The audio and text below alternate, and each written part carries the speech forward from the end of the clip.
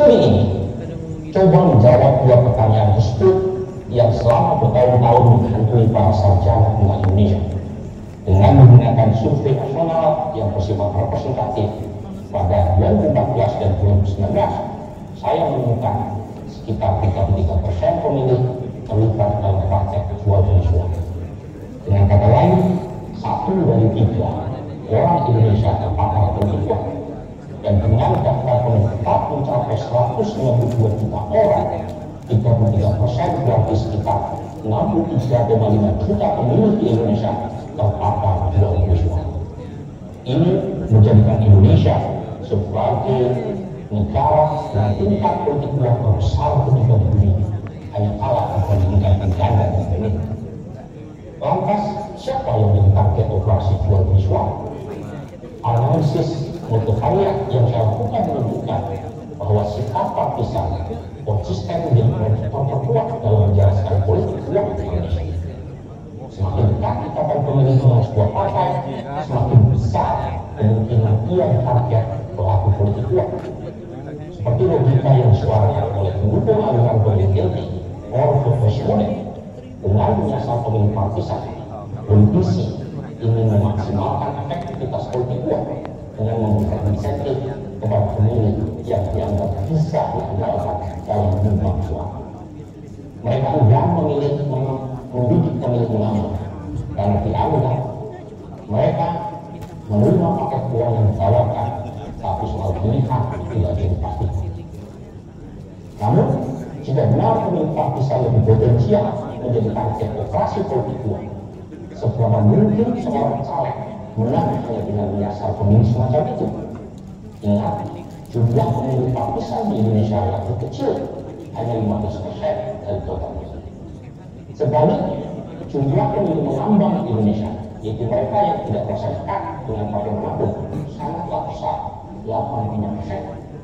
Karena itu jumlah pemilih partisan yang sangat terbatas. Para caleg akan cepat kehabisan pasokan pemilih jenis pemilih partisan, dan dalam konteks sistem proporsional terbuka, pemilih ini akan diperbutkan sesama caleg dalam satu partai. Studi saya mengkonfirmasi bahwa meskipun politik uang secara relatif cenderung menyasar pemilih partisan, tetapi secara absolut sebagian besar aksi jual beli suara justru terjadi di kalangan pemilih yang tidak memiliki komitmen elektoral terhadap manapun. Maksud hati ingin mengejar pemilih partisan, apa daya sebagian besar amplop justru jatuh ke tangan pemilih menambah. Hal ini akibat dari apa yang saya sebut sebagai strategi loyalis personal loyalis strategy.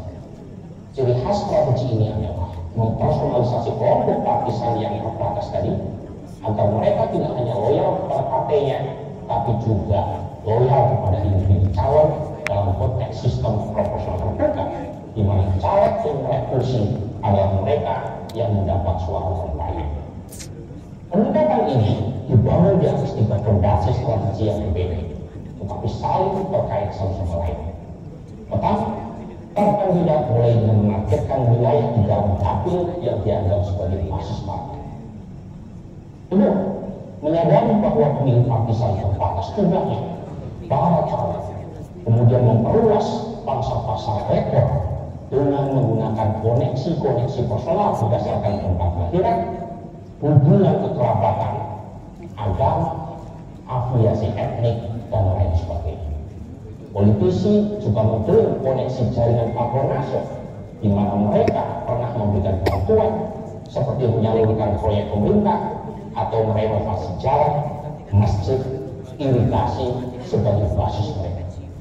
Dan terakhir, mereka juga membentuk tim sukses non-partai yang diharapkan mampu menjangkau pemilih secara lebih luas melalui koneksi dan jejaring personal yang dimiliki oleh tim sukses. Strategi loyalitas personal ini terbukti rentan salah sasaran dan perilaku predatoris tim sukses. Hal ini yang menjelaskan mengapa efek elektoral politik uang yang saya temukan hanya 10%. Namun efek elektoral yang terlihat kecil ini tersimpan daya tarik jual beli suara. Dalam sistem proporsional terbuka yang sangat kompetitif seperti di Indonesia, di mana kandidat hanya membutuhkan segelintir suara untuk mengalahkan rival secara partai, angka 10% itu dapat menjadi faktor penentu kemenangan. Berdasarkan hasil pemilu 2014, saya menghitung selisih kemenangan pemilu wajib dalam rangka mengukur seberapa kompetitif pemilu di Indonesia. Dan ternyata rata-rata margin kemenangan yang diperlukan oleh seorang caleg untuk mengalahkan rival partainya hanya 1,6%. Jadi, meski efek politik uang hanya 10%, dalam konteks sistem kompetisi internal yang sangat ketat, politik uang bisa membuat perbedaan antara caleg yang menang dan caleg yang kalah. Ini menjelaskan mengapa kandidat begitu antusias mengejar politik uang meskipun tingkat kebocoran sangat. Studi ini menunjukkan bahwa praktek jual beli suara akan menjadi normalitas suara selama desain institusi politik tidak berubah. Alih-alih mengurangi insentif untuk pembelian suara dalam situasi pelembagaan partai yang elok dan pemilih yang turut menentukan takdir elektoral seorang caleg, penerapan sistem dan proses suara kampanye justru mendorong politik uang makin merajalela. Maraknya praktek politik uang akan mengarah dan mendorong serius fungsi representasi dan akuntabilitas politik di Indonesia. Assalamualaikum warahmatullahi wabarakatuh.